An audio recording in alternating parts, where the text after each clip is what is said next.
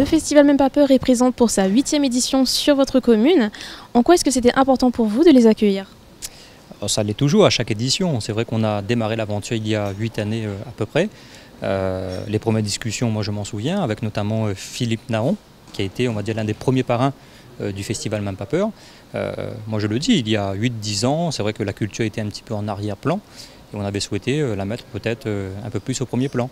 Comme je l'ai dit, le festival Même pas peur, c'est une ouverture sur le monde. Nous avons 28 nationalités à l'occasion de cette 8e édition.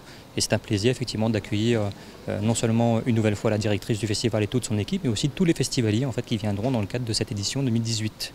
Une belle visibilité donc pour l'île mais aussi pour Saint-Philippe.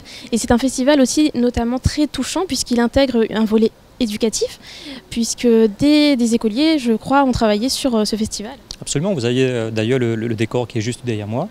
Et c'est le fruit du travail des écoliers de Saint-Philippe et également d'autres communes des Hauts, dans le cadre d'un projet qui a été porté par M. Vincent Mangin, donc le père d'Aurélia Mangin.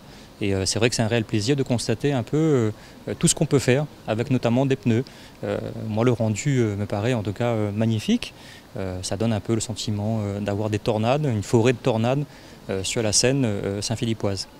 Vous l'avez dit tout à l'heure, la société française, et non pas que réunionnaise, a besoin d'ouverture. Bien sûr, absolument. Moi, je l'ai dit, au regard notamment de la polémique qu'il y a pu y avoir sur ce prétendu blackface dans le cadre de cette édition 2018.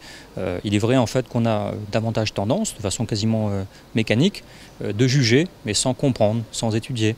Et c'est vrai que j'invite celles et ceux qui, à un moment donné, ont eu peut-être un regard critique sur l'œuvre qu'a réalisée Aurélia Mangin, peut-être d'apprendre à la connaître, d'apprendre davantage à connaître le festival même, avant d'arriver à un jugement hâtif. Alors c'est celui qui juge, qui ne sait pas, et celui qui sait, généralement, ne juge pas. Est-ce que le film fantastique, c'est quelque chose que vous appréciez plus particulièrement? Ah bien sûr, à plusieurs titres d'ailleurs. Effectivement, moi je suis un fan des films fantastiques, moins de genre, mais de films fantastiques. Donc pas tous, parce qu'on peut avoir effectivement un regard plus critique, mais tolérant sur tel ou tel film fantastique. Et également en tant que maire de la municipalité, parce qu'on le constate de plus en plus. Et d'ailleurs, en fait, moi j'ai des détenteurs en fait, de chambres, d'hôtes, etc., qui me disent que les chambres sont pleines à l'occasion du festival, donc, qui se déroulera du 21 au 24 février. Et d'ailleurs, il me semble qu'à l'heure où l'on parle, toutes les chambres de Saint-Philippe sont prises précisément dans le cadre du festival Même pas peur. Les retombées économiques sont importantes pour le territoire. Donc ce festival, certainement, en fait, a un coût, mais en tout cas, la culture et le festival n'a pas de prix.